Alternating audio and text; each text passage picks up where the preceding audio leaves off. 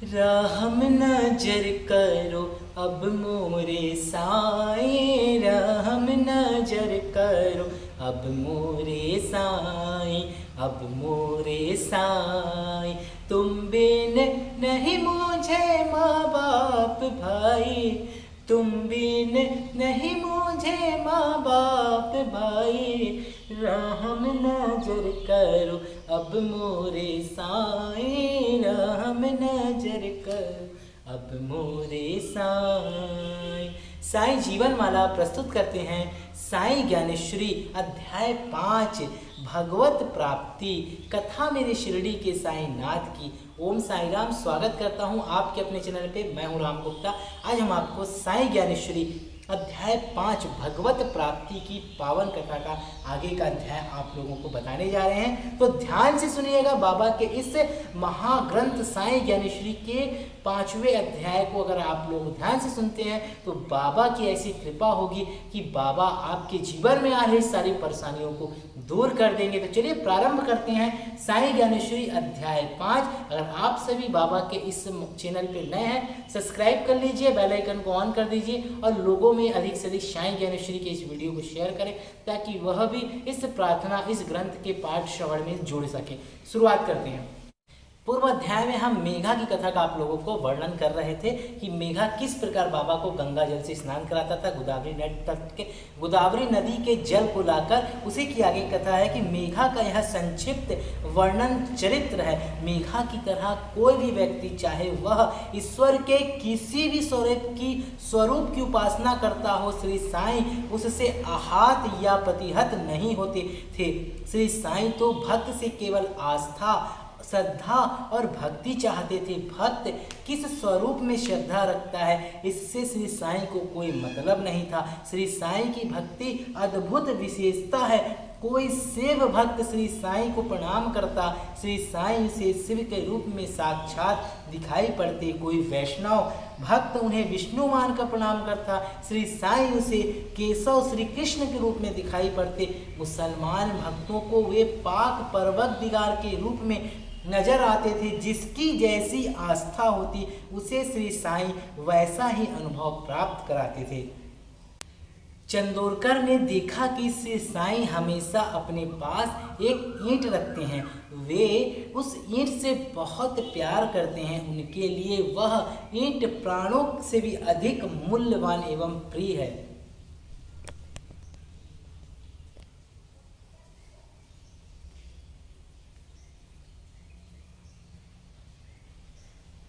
वह ईंट प्राणों से भी मूल्य, यहाँ तक कि साईं बाबा रात में जब सोते तो वह ईंट पर अपना मस्तक रखकर ही सोते थे। यह देखकर चांदोरकर को काफी आश्चर्य हुआ। चांदोरकर ने कुछ विचार किया और उन्होंने दोनों हाथ जोड़कर साईं बाबा से कहा कि बाबा, आप पक्की ईंट पर सर रखकर सोते हैं, यह आपके सर के लिए आरामदायक नहीं है।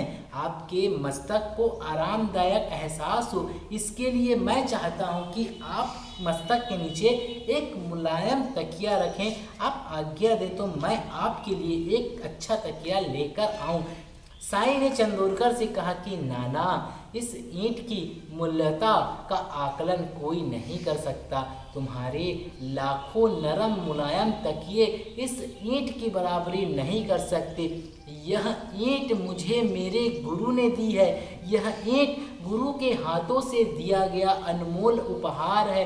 हे नाना, तुम इस ईंट के महत्व को नहीं समझ सकते। इस ईंट का मूल्य संपूर्ण ब्रह्मांड से भी अधिक है। गुरु के हाथ से आशीर्वाद स्वरूप यह उपहार स्वरूप दी गई छोटी और साधारण वस्तु भी अनमोल होती है। उसकी बराबरी संसार की कीमती से कीमती वस्तु भी नहीं कर सकते। हे नाना, इस ईंट का मैं हमेशा ध्यान रखता हूँ। इस ईंट पर मैं हरदम ध्यान लगाए रहता हूँ। यह ईंट मेरा प्राण है। जब तक यह ईंट है तब तक मेरा जीवन है। जब यह ईंट नहीं होगी, मेरे प्राण भी इस शरीर में नहीं होंगे। गुरु के आशीर्वाद से ही शिष्य का अस्तित्व है, और गुरु का आशीर्वाद ही ना रहे तो शिष्य का भला क्या अस्तित्व है। आगे श्री साईं ने नाना से कहा, सदगुरु के चरणों में जिसका मस्तक रहता है उसका फिर काल भी बाल बांका नहीं कर सकता। अतः मैं प्रतिदिन अपना मस्तक गुरु के चरणों में रखे रहता हूँ। मेरे लिए यह ईंट गुरु के चरण है, ईश्वर के चरण है। मेरा यह मस्तक इस समर्थ और शक्तिशाली ईंट पर सदा झुका रहेगा, हमेशा टिका रहेगा। यह ईंट मुझे हमेशा शक्ति और लोकोपकारी क्षमता देती रहेगी। यह ईंट गोदावरी के जल की तरह है जो अपना जीवन परमाणुओं से भक्तों की शक्ति एवं उदारता की क्षमता देता रहता है। श्री साईं के ऐसे वचनों को सुनकर चंदोरकर भाव विभोर हो गए। उन्होंने ईंट पर सादर मस्तक झुकाया और उन्होंने कहा, हे साईं, आप धन्य हैं। आपने हमें ईंट की महिमा के साथ साथ सद्गुरु और ईश्वर की महिमा का भी ज्ञान करा दिया। रतन जी नामक एक पारसी व्यक्ति नांदेड़ में रहते थे। वे नांदेड़ से रवाना होकर शिरडी साईं के दर्शन करने जा रहे थे। उसी दिन शाम के समय उन्होंने अपने घर पर मित्रों एवं प्रियजनों को चाय पर आमंत्रित किया था। उसी समय अचानक मौली साहब नाम के एक भगवत भक्त उनके आवास पर पधारे। मौली साहब का आगमन वाटिका में वसंत के आगमन के समान था। सभी लोगों ने उनका स्वागत किया और उन्हें उच्च आसन पर बैठाया। सभी ने चाय और अल्पाहार किया। इस अवसर पर रतन जी ने मौली साहब को पुष्पमाला पहनाई और उन्हें नारियल भी भेंट किया। रतन जी से सम्मान पाने के बाद मौली साहब मुस्कुराए। उन्होंने अपना वरद हस्त रतन जी के सर पर रखा और मौली साहब ने रतन जी से कहा कि अय नेक इंसान, तुम शिरडी के कु जल्द जाना। साईं बाबा से हमारी बंदगी कहना, हमारा सलाम बाबा को अदब से अर्ज करना। अय प्यारे रतन जी, इस सारे जहां में साईं बाबा के माफिक कोई दूसरा फकीर नहीं। तेरा वहां जाना इसे अपना किस्मत समझो। तुम्हारा शिरडी को जाना मतलब कि तुम्हारी तकदीर खुलना, भगवत प्राप्ति का वक्त आ गया। मौली साहेब का आशीर्वाद लेकर रतन जी शिरडी को रवाना हो गए। बोलिए साईनाथ महाराज की जय। रतन जी शिरडी पहुंचे और उन्होंने श्री साईं के दर्शन किए। कैवल्यदानी श्री साईं ने तत्काल रतन जी से कहा कि तुम नांदेड़ से सीधे शिरडी आए हो, तुमने अच्छा किया, तुम आ गए। मैं तुम्हारा भार खुद वहन करूंगा और तुम्हारी चिंता सदा के लिए दूर कर दूंगा। तुम मुझे कितनी दक्षिणा दे रहे हो? तुम मुझे जो भी दक्षिणा देना चाहे वह उदार मन से दो। जी हाँ, कभी भी बाबा को दक्षिणा देते हो दिल से दीजिए और देने के बाद ये हाथ से दीजिए और इस हाथ को पता ना करे। गुप्त दान ही सबसे बड़ा दान है। जो भक्त गुप्त दान करता है वह बाबा की कृपा का पात्र रहता है। क्योंकि कहते हैं अगर हम दान देने के बाद उससे जग जाहिर करते हैं, उसकी सिंपनी बटोरते हैं, तो दान का महत्व बिल्कुल भी नहीं है, क्योंकि दान हमेशा गुप्त ही रहना चाहिए। रतन जी ने श्री साईं के सम्मुख डरते डरते कहा कि मेरी जितनी सामर्थ्य शक्ति है उतनी मैं आपको दक्षिणा अवश्य दूंगा। आप ही कृपा करके बताइए कि मैं आपको कितनी दक्षिणा दूं। आप जो भी कहेंगे वह मैं आपके सादर समर्पित करूंगा। रतन जी ने साईं की बात को सुनकर मन में सोचा कि मैं आज तक कभी भी शिरडी नहीं आया, मैंने पहले कभी भी श्री साईं के दर्शन नहीं किए, फिर पूर्व में मैंने श्री साईं को कोई दक्षिणा कहाँ दी? साईं ने कैसे कहते हैं कि मैंने पहले इतनी दक्षिणा दे दी है? इस चिंतन को एक बार विराम देते हुए रतन जी ने श्री साईं के बताए गए हिसाब के अनुसार शेष राशि उन्हें तत्काल दक्षिणा में समर्पित कर दी। श्री साईं का हिसाब उनके मस्तक की पहुँच से बाहर था। दूसरे दिन साईं ने रतन जी को संकेत दिया और कहा कि अरे रतन जी, अभी 2 दिन पहले तुम्हारे यहाँ कोई मेहमान आए थे, तुमने उनकी मेजबानी की थी ना, उस मेजबानी को याद करो, फिर तुम्हारे मन का सारा संशय दूर हो जाएगा। बाबा ने यहाँ पर उन्हें हिंट कर दिया, उन्हें बता दिया कि उन्होंने कहाँ और कब बाबा को दक्षिणा अर्पित की थी। श्री साईं से उदीप प्रसाद ग्रहण कर रतन जी शिरडी से नांदेड़ लौट आए।